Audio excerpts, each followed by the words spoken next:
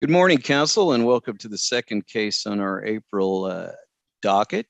My name is David Browns, and I've been on the Kansas Court of Appeals since 2011. And before that, I was a district court judge in Shawnee County. It's my pleasure this morning to be serving with Judge Amy Klein, who was appointed to our court in 2020, and before that was in private practice in Wichita. It's also an honor to be serving with Senior Judge James Burgess, who is a former Sedgwick County District Court judge, and prior to that was also in private practice in Wichita. And I think it's fitting this morning that we note that each of us has at least one degree from the NCAA Championship School, the University of Kansas. So Rock Chalk Jayhawk, and we have been up and I know Mr. Brooks, I believe you're from Oklahoma, but as you probably know, we're proud and we were up late last night. So we bear with us if you don't understand any of our questions or something this morning, just ask us to repeat it. But with that, welcome, and we will call your case, which is RP as Guardian for AP versus First Student Inc. et al. Would you please state your appearances for the record? Jeremy Schrog on behalf of defendants and appellants, First Student Inc. and Nelda Piper. And do you want to reserve any time for rebuttal? I wish to reserve 2 minutes, Your Honor. Okay, so 13 and 2. Good morning, Your Honor. Michael Brooks on behalf of the plaintiffs and appellees, RP and AP. With that, Mr. Schrog, you may begin. I may please the court. The Kansas Torts Claim Act and KSA 12105B govern kind of the when and how a government entity may be sued in the state of Kansas.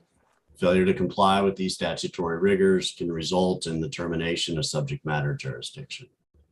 By its plain language, the Kansas Torts Claim Act applies to school districts and any agency, authority, institution, or other instrumentality thereof. Now, before the district court, First Student Inc. and Nelda Piper argued that it was an instrumentality of the Shawnee Mission School District. First Student Inc. is a private company. It contracted with Shawnee Mission Schools to provide school bus transportation services for the school district's children. Thousands and thousands of children were transported by First Student Inc. to and from school, to and from athletic events, and to and from field trips. And let me interrupt you just a second here to make sure I understand. Is the duty of transporting students statutory? And if so, what's the statutory basis for that? Yes, we believe it is, Your Honor. There are several statutes that believe that are directly on point. You've got KSA 726487, which requires the school districts to provide or furnish transportation. Now, some of this is limited to, in district, out of district, and there's certain compensation schemes that go with that. And some of that, Your Honor, is actually reflected a little bit in the contract between the parties. And then in addition to that, the district specifically authorized school districts to kind of contract, lease, or hire school buses or other motor vehicles to transport that. So there are statutes and there's also some additional regulations that I believe that are cited in the brief that require the local school districts to provide or furnish the transportation services. And furnish, we believe, that construes directly down with the other statutes and regulations on point that authorize them to either do it themselves or to contract it out. So before the district court, First Student argued that because it was the means by which the Shawnee Mission School District transported students to and from school, the First Student argued it was an instrumentality of a school district and a governmental entity, therefore, under the Kansas Torts Claim Act. Now, the district court disagreed. In its order on summary judgment, the district court stated that it was highly doubtful that the Kansas legislature intended to call a contracting for-profit Delaware corporation operating from its home base in Ohio a Kansas municipality. But in reaching its conclusion, the district court ignored this court's mandates of statutory interpretation. Instead of applying the plain statutory language of the Kansas Torts Claim Act, the district court opined about the drafter's imagination. But the limits of the framer's imagination is no reason for this court to ignore the plain statutory text. And so with that, I think it's prudent that we begin by taking a look at the text of the Kansas Torts Claim Act. And then I would be remiss if I did not address specifically this court's questions as to KSA 12105A and its relationship with the Kansas Torts Claim Act. So if I may, I'd like to begin by addressing first and foremost the statutory language that's present in the Kansas Torts Claim Act. Now, the KTCA applies to government entities, and then it divides the government entities into two different subsets. You've got state entities and you've got municipal entities. And there's no argument here that the state entity definition has anything to do with anything. So we can set that one aside. So the issue is whether First Student Inc. is an instrumentality of a school district. Now, the KTCA's language, which is probably cited 64 times in all the briefing that's before you today, at 75-6102, defines a municipality as a county, township, city, school district, or other political or taxing subdivision, and then any agency, institution, or other instrumentality thereof. Now, that language that's present in the Kansas Torts Claim Act bears a striking similarity to the language that's also in the Kansas Open Records Act. Under KORA at 75217, KORA defines a public agency, which is for all intents and purposes the equivalent of a government entity under the Kansas Torts Claim Act for our purposes here today, as a state or any political taxing subdivision or any officer, agency, or instrumentality thereof. So therefore, when it comes to construing the KTCA, First Student Inc. asked this court to look towards the Kansas Supreme Court's recent 2018 opinion in the Great Plains case. Mr. Schrag, before we get to Great Plains, if you are correct that we are to review the language, the plain language on the face of the statute, then is it even material whether or not the Kansas Tort Claims Act and the Kansas Open Records Act use the term instrumentality in a similar fashion? Instead, it seems to me we would simply be looking at, in those two cases, Great Plains and Purvis may provide some additional support, but the reality is, aren't you asking us to look at the dictionary definitions, the common definition of the term instrumentality before you even get to comparing two different acts? Your Honor, I would say yes to your overarching question. Are we asking this court to apply the plain language? And I would say then that Great Plains is instructive because Great Plains did exactly that. They looked, and Purvis did as well, I think. I think Great Plains also relied on Purvis that not only used Black's Law Dictionary, but also used Merriam-Webster or American Heritage, I think. I believe, Your Honor, you can trace back instrumentality definitions in the Kansas appellate courts going back to be something similar to Purvis as, you know, the means by which something is done, that this court has consistently, I think, applied either a Black's Law dictionary definition or a Merriam-Webster plain language dictionary definition to the phrase and to the term instrumentality.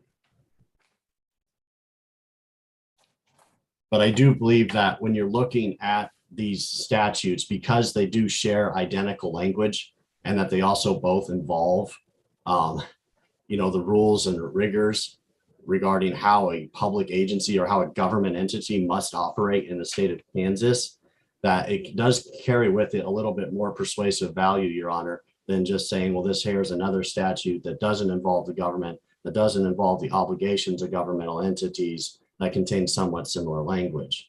Because here the language overlaps more than just the other instrumentality thereof. There's similar references to political or other, you know, taxing subdivisions. I also think when you take a look at the Great Plains case factually, it arises quite similar to the situation we have here. In Great Plains, you had, again, a private company that was contracting with something that's beyond question, a government entity under the Kansas Open Records Act. Here, there's no dispute First Student Inc. is a private company. There's also no dispute that they've contracted with Shawnee Mission Schools. And I don't believe there's a credible argument to say that Shawnee Mission isn't captured by the Kansas Torts Claim Act or wouldn't be a government entity under that act. In addition, in the Great Plains case. Yes, Your Honor. Speaking of contracts, the contract here identifies First Student as an independent contractor. And I think even if we apply kind of our fact-specific case law test where we're trying to determine who's an independent contractor and an employee, and you look at control of the routes and other aspects of the contract, I mean, it's pretty clear that First Student is an independent contractor under the contract between the parties. How does that play into this situation with respect to the fact that the Tort Claims Act exempts independent contractors from its purview? Okay. Your Honor, I guess I have 2 points in response. The first is that the relationship between First Student Inc. and Shawnee Mission Schools, that independent contractor relationship, might be relevant if we were arguing that we were an agent of Shawnee Mission Schools under the Kansas Tort Claims Act, as it applies to both, agencies and institutions and officers. But the question here before this court is whether it's an instrumentality of it. In other words, is it fulfilling a traditional government function? And so we believe that to the extent there's an independent contractor relationship between First Student Inc. and Shawnee Mission Schools, that does not inform the instrumentality question that's before this court. To turn to this excuse me, but there are numerous cases that are equivalent to the independent contractor versus agent versus employee that says the municipality has to exercise control over that contractor. And why does being an instrumentality make any difference? I don't see that. Okay. If I may, Judge, Your Honor, I'll address Judge Burgess's question, and then Judge Klein will try to finish with yours. With regards to your questions about agent, control versus function, I think 2 things. And one is First Student doesn't dispute that there is case law that dates back that, and I think most of it's cited in the Appellee's brief and even mentioned in our brief, in which this court or the Kansas appellate courts have concluded that when a municipality exercises sufficient control over another entity, that entity is captured by the Kansas Tort Claims Act. That doesn't inform the question as to whether that's the exclusive means by which that can be done. And I'm aware of no case law that has brought this specific issue before this court that informs that asks this court to interpret this statute as written and as interpreted similarly by the Kansas Supreme Court in 2018. So we would say that, yes, that control may be one way. That if, for example, the Shawnee Mission Schools were to form Shawnee Mission Transportation LLC and operate the school buses, then there might be an argument that Shawnee Mission Schools, because their board controls that board, that Shawnee Mission Transportation under that scenario is a state entity. Our position is that's not the exclusive means by which it's done, because we're fulfilling a traditional government function that's statutorily authorized. Now, Judge Klein, to I think return to your question regarding employee and independent contractor. I think the framework of the Kansas Tort Claims Act is interesting, in that the independent contractor carve out applies to the definition of employee, and it's not present in the government entity definition. In fact, the government entity definition, the fact that it refers to agencies, institutions, and other instrumentalities, indicates that government entity is supposed to mean something else, something more. It's a school district and something else. That much is clear from just reading the statute. But when you look back to the carve out for employee or independent contractor, it carves out government, or it carves out independent contractors. And to read that here, and I tried to set it out in the brief, I think kind of leads you in a circle, because if we're to apply the carve out as written, it would basically be saying employee, does not mean independent contractor here, which would be First Student, under contract with a government entity, which would also be First Student. So you get a circular conclusion if you apply the statute as written. I believe that independent contractor carve out is probably better suited for situations where Shawnee Mission Schools hire somebody to come, paint the lines on the athletic football field, or, general janitorial work, something like that. Counsel, where do you draw the line between, a contract for something like transportation versus the probably, who knows, maybe thousands of contracts that a school district this large enters into, or some other governmental entity may. Where do we draw that line as to which one is an instrumentality and which one isn't an instrumentality? Judge, I would have two things in response. First is that I'm not sure that this is this court's responsibility to draw that line. That may be a better question for the Kansas legislature. The issue for the courts is whether First Student Inc. is acting as an instrumentality here. Second, in terms of the policy concerns on driving that line, I would look to the statute. Wait, well, let me push back on that one a little bit. I would agree with you, other than, as you know, we have amicus briefs before us from both the Kansas Trial Lawyers Association and Kansas Association of Defense Counsel that tell us that this is a huge issue to the public, and is not just specific to this limited case. Maybe it makes our job a whole lot easier if it is just limited to this specific case. But you know, is it not important how we interpret what it would be included in instrumentality, and at least a line of the types of things that wouldn't, like buying pencils for classroom teachers? Well, Your Honor, I apologize if I gave the impression that the opinion isn't important or the case isn't important. I didn't want to give that impression. I do want to, though, I mean, it is First Student's position, though, that questions as to policy are predominantly reserved for the legislature. Well, and the whole thing to that extent is this is a statute that's a public policy statute. It's up to the legislature to decide what's Kansas Court Claims Act or not. But once they do, then we have to sometimes interpret within that framework. Yes, I would agree with that, Your Honor.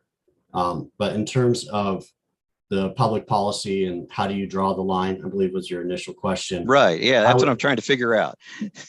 I would say you look to the Kansas statutes, because that's exactly what the court did in Great Plains, and it's what applies here. Is where is there a government directive authorized by the Kansas legislature? And uniquely, both in Great Plains and in here, in the Great Plains case, the county commission boards were authorized to, hey, run the hospital yourself or contract it out. You can do either one. And it's similar here. Provide the school transportation services or contract it out.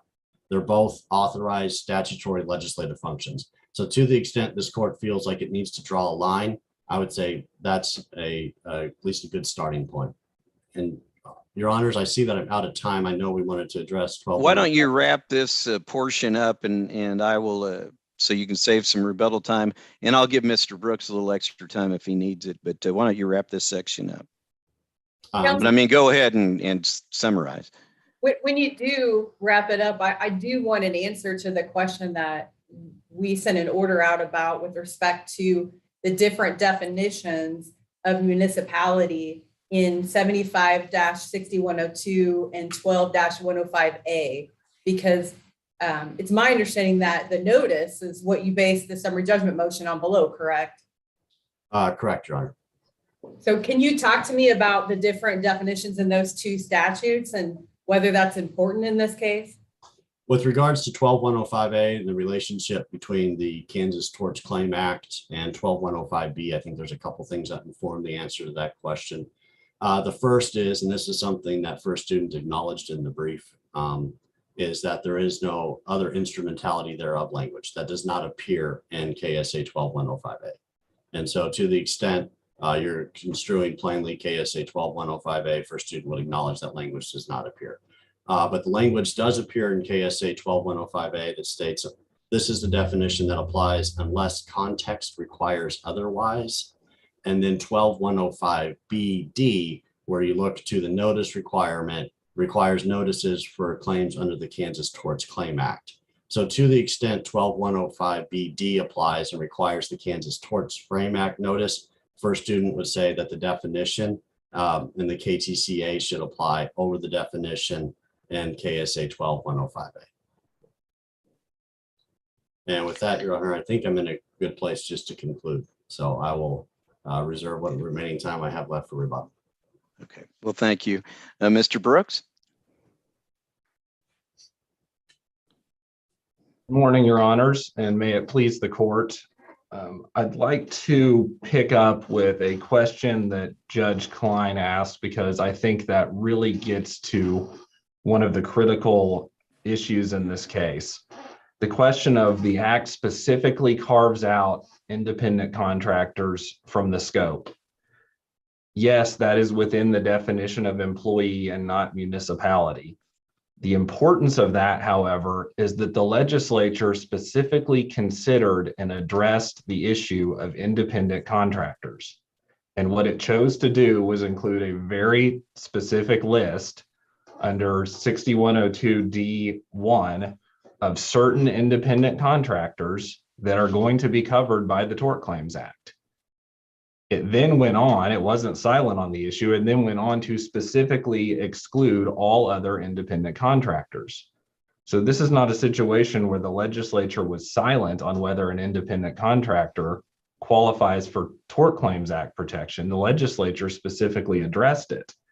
And what First Student is trying to do here is an end run around that and say, well, yeah, maybe they specifically excluded us, but there's this broad word instrumentality in a different definition. So really all independent contractors are in, as long as we do some kind of function for the government.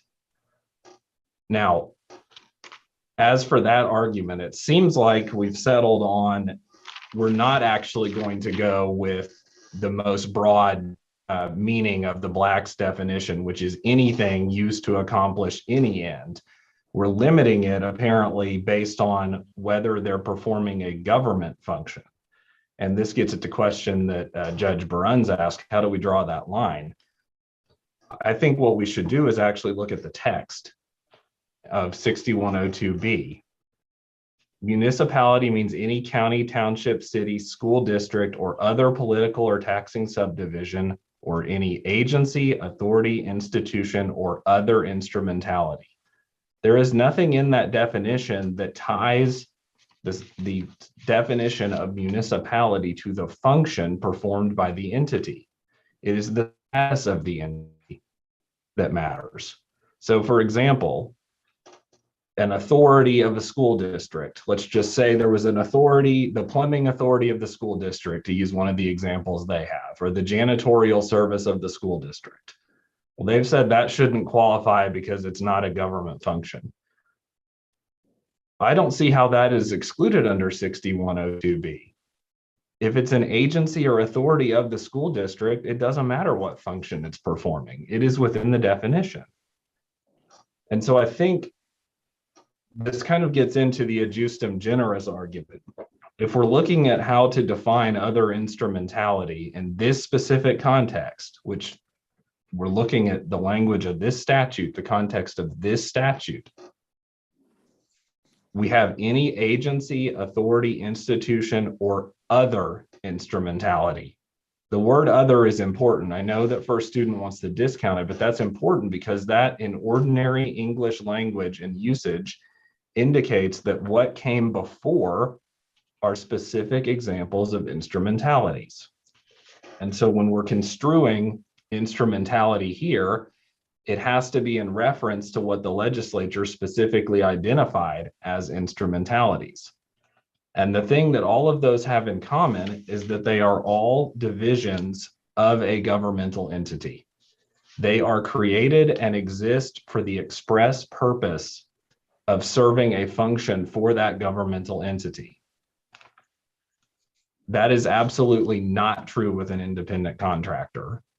And that's why the distinction between a true independent contractor that Judge Klein was getting into earlier versus something maybe denominated an independent contractor, but really isn't independent. That's why that matters.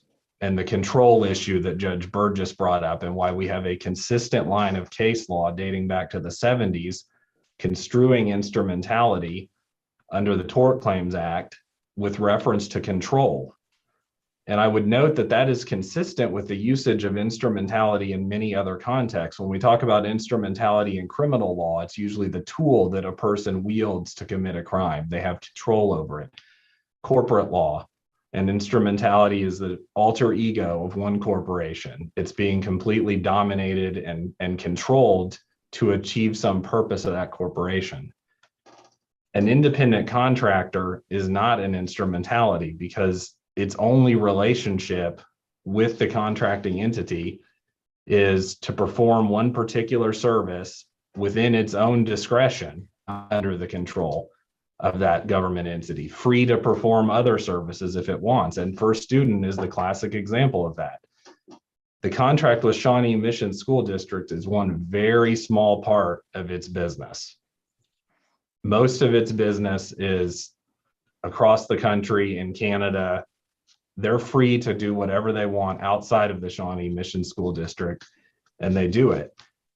And that is a critical distinction between this case and Great Plains. The thing that Great Plains has in common with all of the instrumentality Tort Claims Act cases is those entities existed only to fulfill the government function. They did not have a meaningful existence separate from the government. And when we're talking about the Tort Claims Act in particular, I think that's important because what this act did is it allowed claims against governmental entities that otherwise would have been barred at common law because of sovereign immunity. So the legislature decided the public should have the ability to get some recovery from the government. There are several exceptions, of course, but we're also going to protect the state treasury by limiting the liability, limiting punitive damages, things like that. The status of the entity is what matters in this case. The governmental entity is protected precisely because it is a governmental entity. You're going after public funds. It could not otherwise be sued, but for the waiver of sovereign immunity. None of that applies when you're talking about a true independent contractor. You're not going after state funds.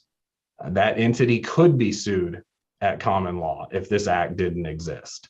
So what they're trying to do is a statute that exists to allow claims against the government with certain protections for the government is to somehow bring private, truly independent contractors within that and limit claims that otherwise would have existed against those private entities.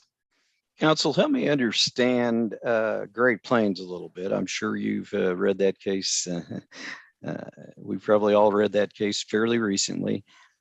Here we're talking about a county that performs all kinds of functions, one of which would be providing a hospital. And they contracted with Great Plains, I don't know if it's Great Plains Health Alliance or just a separate corporation, but in any event, was that an independent contractor? Did Great Plains serve as an independent contractor to fulfill the statutory duties related to a county hospital? It's a different situation because that is a lessor-lessee scenario. What's different there, what's materially different, is that the county provided the facility, provided the building, provided all of the equipment. In our case, that's not what happened. First Student provided everything. And so there you've got a county building, a hospital that look from the way the public would see it from the outside eye, this is a government facility. It's managed under a lease agreement. Now, I think there is greater entanglement between the governmental entity in that case and the governmental entity in this case, based on the terms of that lease agreement and the fact that this entity, from the record and from the opinion, does not appear to have any separate existence other than managing this hospital as a nonprofit Kansas corporation. But I think really the key when we're looking at Great Plains is the difference in the text. The statute there does not have the other instrumentality language. In fact, looking at the entire thing, we have office, agency, or instrumentality thereof, which is a general list of terms. And then after that, we have or any other entity receiving and supported by public funds. So if we were to apply a justum generis on this statute, it would actually be to that last part, not to the instrumentality part. So absent that construction, that term is fairly interpreted more broadly and not necessarily limited by the surrounding terms. Also, there was not another provision where the legislature specifically dealt with the issue of independent contractors or lessees and said, we're going to exclude them from the scope of this. So that's a very important difference under the KTCA, where we know the legislature addressed the precise question here. Also, another important point, we have a statute and case law that says the KORA has to be interpreted broadly to promote broad public disclosure of public records. There's no question in this case that hospital, and the court in Great Plains said it many times, is a public facility, no matter who's managing it.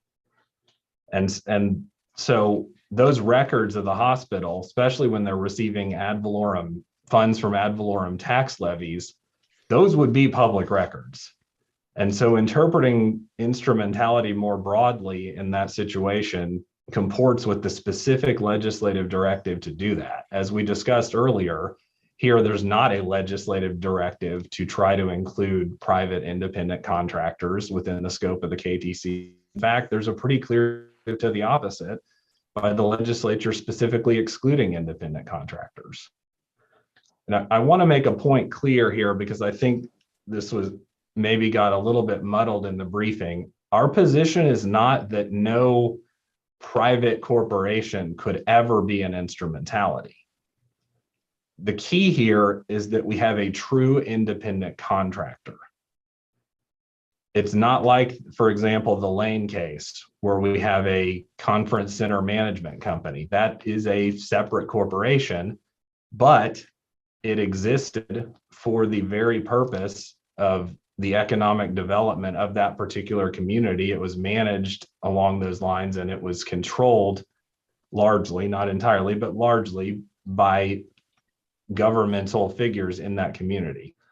So that's the real key. Their position, they're taking the broadest possible position you could take in this case, which is that merely having an independent contract to do a service for the government is enough to be an instrumentality. That is not consistent with the text, applying normal principles of textualism. It's not consistent with the purpose of the statute, and it's not mandated by Great Plains interpreting a different statute. We have a clear line of case law here that Great Plains did not address at all, so I don't think it's fair to assume they were casting any doubt on it, that looks to control and integration. We don't have control. We don't have an integration. We have an independent contract. That's not enough. There's been an argument that we don't apply a justum generis because the statute is not ambiguous. I want to clarify that issue a little bit. First of all, the Rockers case, which may be the most important case here, applied a justum generis to determine the scope of municipality under 12105A without mentioning ambiguity. I think what's really going on here is ambiguity. The word ambiguity itself is somewhat ambiguous, and it can have multiple meanings. I think the strict sense of that word is that applying all principles of textualism, you are left with two equally plausible but drastically different interpretations of a statute. And then you have to go outside of the text to find some other source to resolve that conflict. I think ambiguity is also used in a looser sense to refer more to vagueness, which is it's unclear exactly how broadly or narrowly a particular term should be interpreted. And that kind of ambiguity is what we had in Rockers. That kind of ambiguity is what we have here. The State versus Moeller case dealing with the burglary statute that we've cited, that's the kind of ambiguity that existed there. And if the court wants any supplemental briefing on this, I'm happy to provide it. But there are Supreme Court cases that have recognized ambiguity where a word can just have a different meaning in different context, or where applying a broad literal definition creates a conflict with another statute or creates some uncertainty on a set of facts that might have been apparent looking at that provision in isolation. So to the extent that ambiguity is required for a justum generis, that kind of ambiguity exists here. It's really a contextual canon. Does it even need to be ambiguity? I mean, let's think of any word. Just think of the dictionary. Almost every word has several subparts as to what the definition is depending on the context. And it seems to me you're not necessarily saying this is an ambiguity. If you are, so be it, let me know. But that this is dependent. It's text, it's plain meaning, but it depends on the context in which the word is used. That's exactly Is that fair? Right. That's exactly right. And I would only use the word ambiguity to the extent they pointed this out in their brief, that there's case law that says you don't apply this canon unless there's ambiguity. I don't think those cases are talking about genuine ambiguity. I think they're talking about exactly what Your Honor just said. Because if we're talking about true ambiguity, then you get into parole evidence and use the rules of all kinds of rules of statutory instruction. And it seems to me our Kansas Supreme Court has been pretty clear in the last decade, don't do that unless you absolutely have to. Agreed. I don't rely on legislative history. This is a purely textualist argument. A justum generis is a contextual canon that comports with ordinary usage. The example from the Scalia and Garner book that we've cited, and those are two people well known for textualism, is if somebody says Mickey Mantle, Rocky Marciano, Michael Jordan, and other great competitors, the ordinary person understands in that context that competitors refers to other athletes. It doesn't refer to Sam Walton, a business competitor, or Napoleon Bonaparte, a battlefield competitor. That's just ordinary usage. And then it also avoids the problem of being superfluous. The prior enumeration, those three specifically listed entities, are superfluous if we just mean the broadest definition of instrumentality. There was no need to list those examples. We would just say any instrumentality. And so those are pure textualist arguments looking at the context to determine meaning. If I have time, I would address Judge Klein's question about. You always have time to address the question of one of my colleagues, I feel especially like when she's wearing a Jayhawk lapel pin. I feel like we have given short shrift to the issue that the court wanted us to discuss. And obviously, this court isn't bound by our agreement on a matter of law, particularly when I don't want to say too much to get into work product issues, but particularly when that agreement may reflect strategy rather than legal interpretation. What I will say is I largely do agree with what Mr. Schrag has said on that.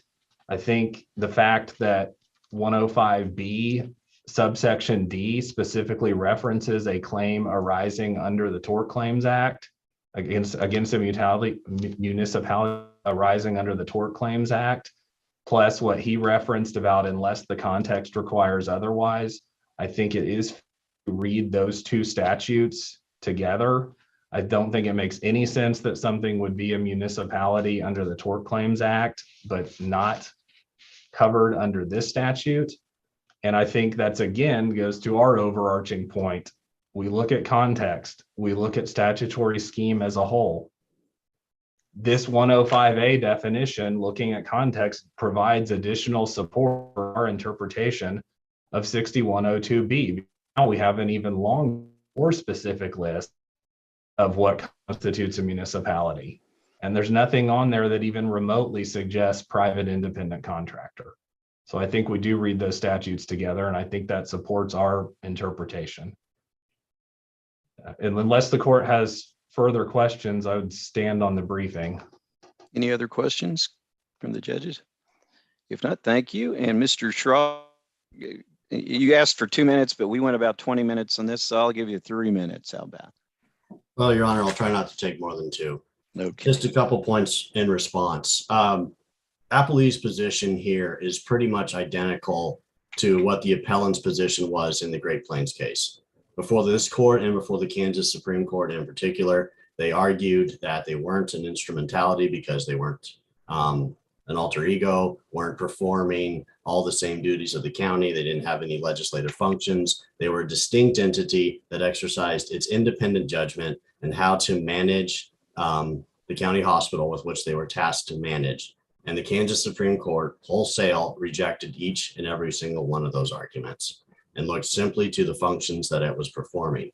And to the extent this court is concerned about the relationship between a lessee and a lessor, I think that has far more in common with the independent contractor relationship here between Shawnee Mission Schools and First Student than it does with any type of like employee or employer relationship that contemplates two independent parties that are exercising their independent judgment. Second, with regards to the argument about independent contractor and the fact that First Student shouldn't apply as an instrumentality because it does business outside of Shawnee Mission Schools, I don't find that to be particularly persuasive. I actually believe in Great Plains that there was another management entity and that they set up a specific LLC just for that particular hospital. And I think to the extent this court wants to say, well, you know, First Student does other work outside of operating just this Shawnee Mission School District, that's not a relevant inquiry here to the extent, you know, LLCs can be set up or managed or corporations could be run to just manage some, you know, that particular contract. If First Student wanted, they could set up First Student Shawnee Mission Schools, you know, to run that particular busing contract or run that particular contract in general. So to the extent that First Student is operating as and elsewhere, I don't see that as a relevant consideration here, especially in light of the fact that we have to return purely to the text and take a look at the instrumentality definition that this court has used for years. And that's the definition that First Student asked this court to apply today and to find that it is an instrumentality and a government entity under the Kansas Tort Claims Act. Any questions from my colleagues? Hearing none, thank you, counsel. Both of you presented excellent arguments and the briefing is excellent as well. So we will take this case under advisement and get an opinion out to you as quickly as we can. We know this is an interlocutory appeal, so we'll at least try not to slow it down. What you do with it after we issue an opinion will be in your hands.